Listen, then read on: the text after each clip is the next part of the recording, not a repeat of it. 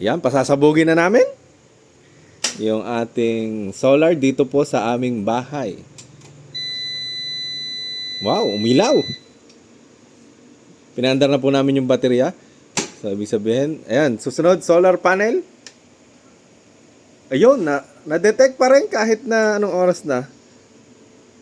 4:35. So, ayun, gumagana pa rin.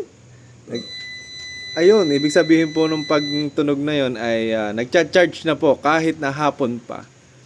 So, gumagana na yung solar. So, meron po tayong hybrid off-grid ang ating settings po dito sa aming bahay. Ayan.